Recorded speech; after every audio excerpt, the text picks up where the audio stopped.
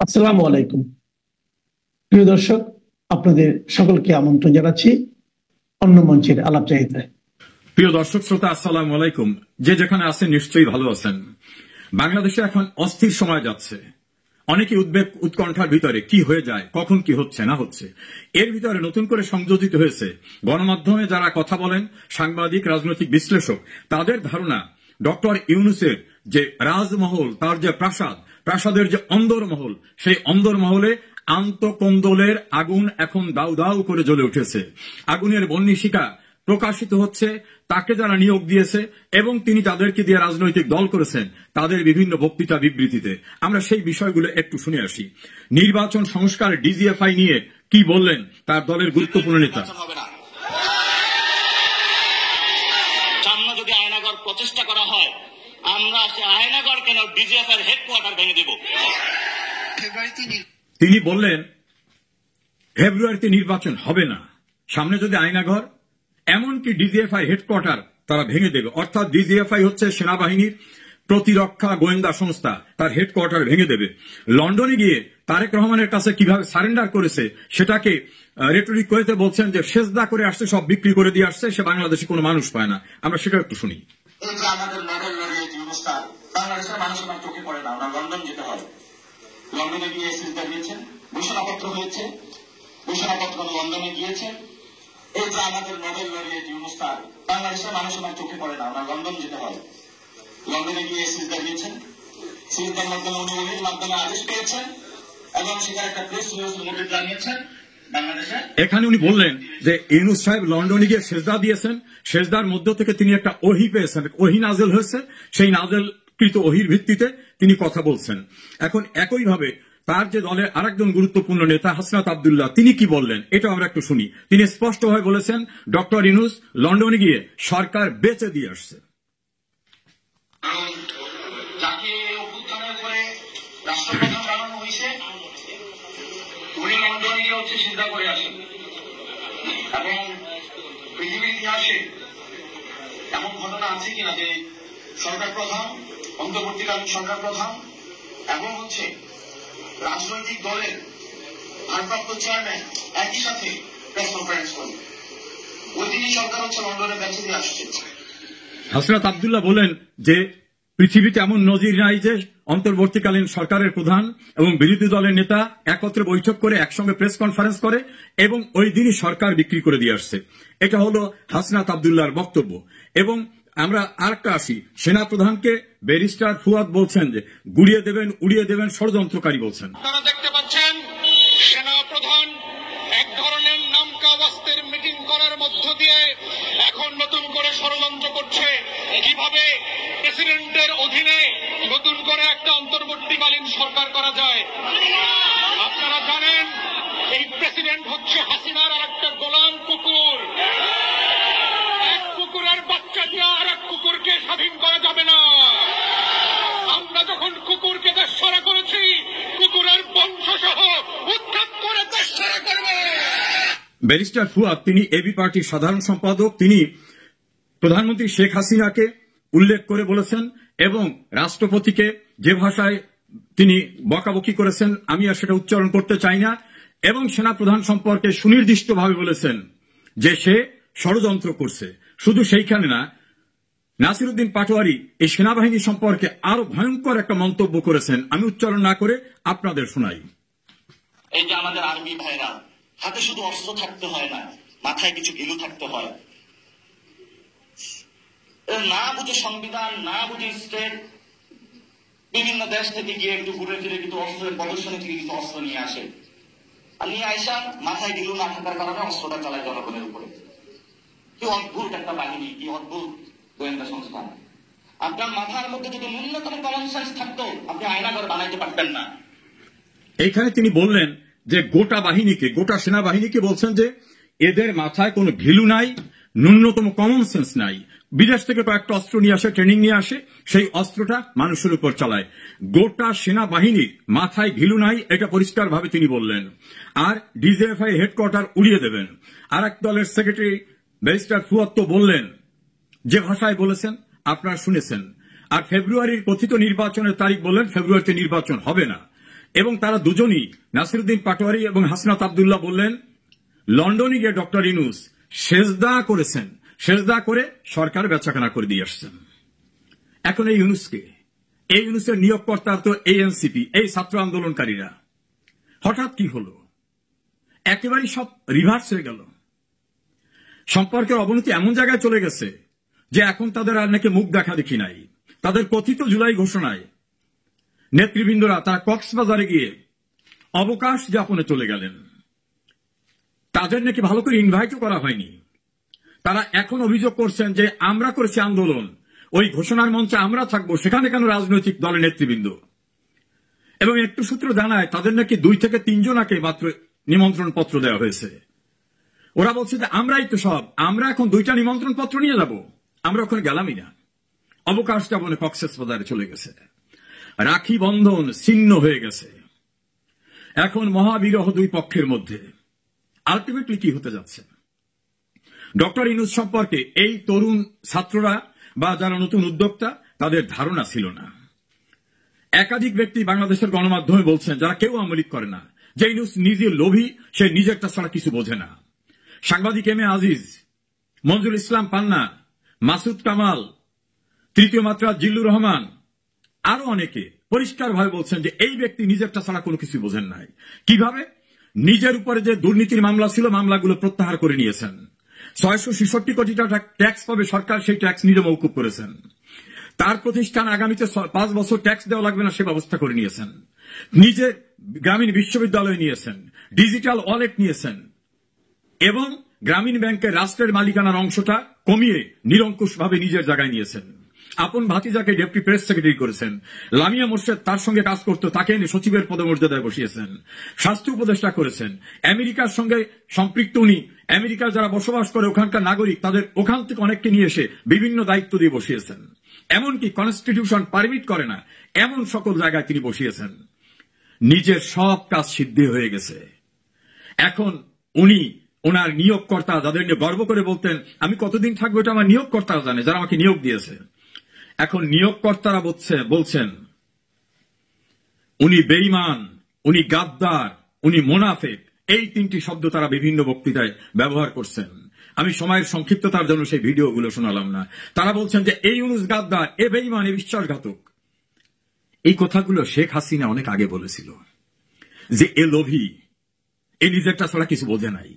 তখন এরা মনে করছে সপ্ত আসমান থেকে নেমে আসছে, অন্য গ্রহ থেকে নেমে আসছে এই ডক্টর মোহাম্মদ ইউনূস। কি সুন্দর হাসে, কথা বলে, কি সুন্দর অর্ডিনারি পোশাক পরে, কি নির্মোহ। এখন বোঝা গেছে নির্মোহ কি। আন্তকন্দল এমন জায়গায় গেছে যে ইউনূসের একজন অ্যাডভাইজার সৈয়দ রেজওয়ানা, তিনি বলছেন যে এনসিপি কি বললো না বলতে কিছু যায় আসে না, ইলেকশন হবে। 1 সপ্তাহ আগেও কি এনসিপি সম্পর্কে এই ভাষায় কথা বলা যেত? ইউনূসের প্রেস সেক্রেটারি তিনি বলছেন যে নির্বাচন হবেই। এই ঔদ্ধত্য কি দেখাতে পারত কদিন আগেও? নিয়োগকর্তাদের ইচ্ছার বিরুদ্ধে কথা বলছে। অন্যদিকে এই নিয়োগকর্তাদের কেউ কেউ কি জঘন্য ভাষায় বিএনপির ভারপ্রাপ্ত চেয়ারম্যান তারেক রহমানের নামের সঙ্গে একটা ফিমেল জেন্ডার যুক্ত করে জঘন্য ভাষায় গালিগালাজ করছেন। এমনকি বেগম খালেদা জিয়ার সম্পর্কে, এমনকি মিছিল দিয়ে বলছেন চাঁদা আদায় হয় পল্টনে, চলে যায় লন্ডনে। আর ডক্টর জনাব তারেক রহমানের নামের পিছনে খুবই আপত্তিকর একটা শব্দ ব্যবহার করে স্লোগান দিয়েছেন। বলেছেন সারা বাংলাদেশ তারা দখল করতেছে, গরুরহাট, বাস স্ট্যান্ড, টেম্পু স্ট্যান্ড, এর দখলবাজ, এদের ক্ষমতা আসতে দেওয়া হবে না। এমনকি মিটফোর্ডে পাথর দিয়ে একজনকে নির্মমভাবে চাঁদা না দেওয়ার দায়ে মেরে ফেলার ঘটনা উল্লেখ করে তারা বলছেন যে আমরা এক পক্ষকে তাড়িয়েছি আর একজনকে ক্ষমতা আনার জন্য না।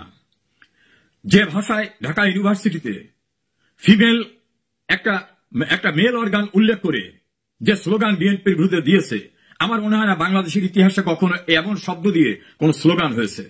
একই ভাষায় জামাত ইসলামী ও বিএনপিকে গালিগালাজ করেছে অশ্লীল অশ্রাব্য ভাষায়, এবং বলা হয়েছে সারা দেশ লুটপাট করছে যারা, তারা ক্ষমতা আসবে এটা যেন তারা না ভাবে। এভাবে এনসিপি, জামাত, বিএনপি পরস্পরকে শালীনতা শিষ্টাচার বহির্ভূত ভাষায় গালিগালাজ করেছেন, যেটা বাংলাদেশে দীর্ঘদিন বিরোধ থাকা সত্ত্বেও আওয়ামী লীগ, বিএনপি, জাতীয় পার্টি, জামাত এরাও বোধহয় কেউ কোনোদিন এই ভাষা ব্যবহার করে কোন রাজনৈতিক নেতাদেরকে, প্রতিপক্ষকে কোনোভাবে গালিগালাজ করেনি। আর সারা দেশে যাতে বিএনপির ইমেজ সংকট চরম হয় সেজন্য জামাত ইসলামী মোটামুটি বিএনপিকে চাঁদাবাজের দল, বাজারঘাট দখল করা, বাড়ি দখল করা, মাছের গেট দখল করা, টেম্পো স্ট্যান্ড দখল করা, এই দখলবাজ হিসাবে মোটামুটি তাদেরকে বিভিন্ন জায়গায় জেনারেলাইজ করে ফেলছে। আবার বিএনপি বিষয় বলছেন যারা ৭১ অপরাধ করেছে, যুদ্ধ অপরাধী, যারা ৭১ বাংলাদেশ চায় নাই, তারাই দেশে ক্ষমতা আসতে পারবে না।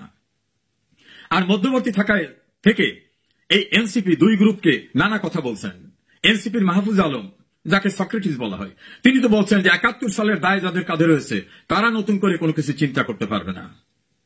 আবার জামাতের নায়েবে আমির ডক্টর মোহাম্মদ আব্দুল্লাহ তাহের, তিনি বিএনপির এক নেতাকে পরিষ্কারভাবে বলছেন যে এনসিপির প্রধান যিনি, ও তো আমাদের তৈরি, আমরা ওকে গ্রহণ আপ করেছি। নাহিদ ইসলামের কথা বলেছেন। তাহলে এনসিপি তাদের তৈরি। আবার তিনি বিবিসির সঙ্গে ইন্টারভিউ দিয়ে বলেছেন এই আন্দোলন আমরাই করেছি, নেপথ্যে আমরা ছিলাম, কিন্তু আমাদের নাম বাইরে আসার সমস্যা হবে, এই জন্য আমরা বেনামিতে অন্যদের দিয়ে, কেউ ছাত্রলীগের আশ্রয়, কেউ নূরের ছাত্র সংগঠনের আশ্রয়, বিভিন্ন ভাগের থেকে আমরা কাজ করেছি। এটা বিবিসির কাছে তিনি বলছেন। ওই সময় কিন্তু শেখ হাসিনা বলছিলেন এটা কোঠার আন্দোলন না, আসল আন্দোলন ক্ষমতা দখল করা, এবং এর নেপথ্যে জামাত, শিবির, বিএনপি। এখন কিন্তু তারা নিজেরা স্বীকার করতেছেন। একইভাবে এনসিপির আব্দুল হান্নান মাসুদ, আসিফ মাহমুদ, সজীব ভুইয়া, নাহিদ ইসলাম, তারা প্রকাশ্যে বলছেন আমাদের টার্গেট ছিল সরকার উচ্ছেদের ৫ তারিখ যদি সরকার পড়ে না যেত আমরা অস্ত্র তুলে নিতাম। তাহলে তাদের আসল টার্গেট ছিল সরকার পতনের আন্দোলন, এবং তাদের সেই অস্ত্র ছিল অস্ত্র তুলে নিতাম বললে তাদের হাতে তো নিশ্চয় অস্ত্র ছিল না, তুলতো কোন জায়গা থেকে।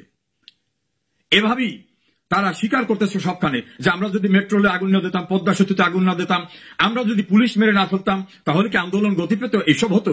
তাহলে মানুষ মারা, পুলিশ মারা, দেশের ভিতর নৈরাজ্য সৃষ্টি করা, ভাঙচুর করা, ক্ষমতা দখলের জন্য অস্ত্রের প্রস্তুতি নেওয়া। এবং আসিফ মাহমুদ, সজীব ভুঁইয়া একথা বলছেন যে নাহিদ ভাই ভিডিওতে বার্তা তৈরি করে রেখেছিল যে আমরা অস্ত্র তুলে নেব যখন, তখন এই ভিডিও বার্তা চতুর্দিকে ছড়িয়ে যাবে। তাহলে শেখ হাসিনা যেগুলো বলেছিলেন সেইগুলো এখন তারা স্বীকার করতেছে। আর ডক্টর ইউনূস এইটার সঙ্গে যে জড়িত, শেখ হাসিনা বারবার বললেও অনেকে তখন বলছেন না, ক্ষমতায় থাকার জন্য অহেতুকভাবে ইউনূসকে অভিযুক্ত করছেন। ক্লিনটন ফাউন্ডেশনে গিয়ে ডক্টর মোহাম্মদ ইউনূস সেখানে সাবেক মার্কিন প্রেসিডেন্ট বিল ক্লিনটনের সামনে বলছেন নাথিং ওয়াজ হ্যাপেন্ড সাডেনলি, ইট ওয়াজ মেটিকুলাসলি ডিজাইনড, অর্থাৎ সুপরিকল্পিতভাবে এগুলো ঘটানো হয়েছে। আবার ইউনূসের যে সিপাহসালাররা, তারা প্রকাশ্যে বলছেন আমরা মেসে থাকতাম, বিভিন্ন জায়গা থাকতাম, আমরা দীর্ঘদিন যাবত এই পরিকল্পনা করতেছি। অর্থাৎ এই কোটা বিরোধী আন্দোলনে একটা ইস্যু ছিল, এবং এটা সরকার মেনে নিলে বিকল্প কি করা যেত সেটাও তাদের মাথার ভিতরে ছিল। এইরকম ভাবে একটি গণতান্ত্রিক সরকারকে উচ্ছেদের জন্য যে মেটিকুলাস ডিজাইন, যেটা শেখ হাসিনা বলতেন, ইউনূস সেটাকে এডমিট করেছেন। এই প্রক্রিয়ার ভিতর থেকে যারা কাজ করেছেন, এখন তাদের স্বার্থের সংঘাত। নতুন নতুন বাচ্চা ছেলেরা উপদেষ্টা হয়েছে, অর্থকড়ির স্বাদ পেয়েছে। কেউ তার নিজের এলাকায় বাবাকে দিয়ে সন্ত্রাস, নাহিদ ইসলাম তার বাবাকে দিয়ে অফিস খোলা, কেউ বলছেন মাহফুজের টাকা অস্ট্রেলিয়ায় চলে যাচ্ছে। আসিফ নজরুল সম্পর্কে অনলাইন অ্যাক্টিভিস্ট ইলিয়াস সাহেব বলছেন ১০০ কোটি টাকা তিনি আমেরিকায় নিয়েছেন। তিনি চ্যালেঞ্জ করে বলছেন যে কোথায় কিভাবে টাকা নেওয়া হয়েছে সব আমি জানি। এরকম ভাবে থলের বিড়াল সব বেরিয়ে আসা শুরু হয়েছে, অথচ এরা সবাই কিন্তু এক কাতারে ছিল। গতকাল একজন প্রভাবশালী অনলাইন অ্যাক্টিভিস্ট ফ্রান্স থেকে বলেছেন সার্ভে যে রিপোর্ট আসছে এতে বিএনপি, জামাত, এনসিপি কারোই ক্ষমতা আসার মতো অবস্থা নাই, নতুন কাউকে নিয়ে আসতে হবে। তিনি তার অ্যাসেসমেন্টে বুঝেছেন যে এদের কারো এখন ইমেজ ভালো না। ভেরি রিসেন্টলি যে সার্ভে হয়েছে, সেই সার্ভেতে এর পূর্বে যে সার্ভে একই প্রতিষ্ঠান করেছিল তার থেকে অবনতি হয়েছে বিএনপি, জামাত এবং এনসিপির। এনসিপি একটু বেড়েছে, বিএনপি জামাতের অবস্থা খুবই নিচে নেমে আসছে। অর্থাৎ এই দুই সংগঠনের যে প্রচন্ড ভাবে ইমেজ সংকট, মানুষ তাদের কাছ থেকে যে মুখ ফিরিয়ে নিচ্ছে, মানুষের প্রত্যাশা পূরণ হবে না এদের দ্বারা, এটা মানুষ বুঝেছে। সারা দেশে চাঁদাবাজি, সন্ত্রাস এক প্রকার করছেন বিএনপি, আর জামাত করেছেন বিভিন্ন প্রতিষ্ঠান দখল করা, বিশ্ববিদ্যালয়ের ভিসি থেকে শুরু করে বিভিন্ন জায়গায়। ফলে দখলের যে একটা কম্পিটিশন হয়েছে। আর ইউনূসের পার্টির যারা, তারা করছেন টাকা দেওয়া, তার টাকা নেওয়াটা। ৩ প্রকারে ৩ প্রতিষ্ঠানের লোকরা সারা বাংলাদেশে যে নৈরাজ্য, সন্ত্রাস, মবের সংস্কৃতি, বিচার বিভাগ দখল করা, প্রশাসন দখল করা, আইন শৃঙ্খলা পরিস্থিতি একেবারে ধ্বংস করে দেওয়া, প্রশাসনে তাদের ইচ্ছা অনুযায়ী সবকিছু হতে হবে এই ব্যবস্থা করা। এর ফলে মানুষ বুঝতে পেরেছে যে এদের দিয়ে বাংলাদেশে কিছুই হবে না। এই যে ইউনূসের অন্দরমহল যারা মিলে ইউনূসকে নিয়ে আসলো, শেখ হাসিনাকে ক্ষমতার থেকে সরিয়ে দিল। আজকে স্বার্থের সংঘাতে বিএনপি চায় দ্রুত ক্ষমতায় যেতে, তাতে যে সমঝোতা করতে হয় সেই সমঝোতা করে। এনসিপি মনে করে আমরা কেবল দল করলাম, এখন আমাদের কেউ চেনে না, গ্রামগঞ্জে যেতে হবে। পুলিশ, আর্মি, বিজিবি, র্যাব নিয়ে যাওয়ার পর গোপালগঞ্জ সহ কক্সেস বাজার, চিটাগাং, ময়মনসিংহ, গাজীপুরে বিভিন্ন জায়গায় বাধার সম্মুখীন হচ্ছে।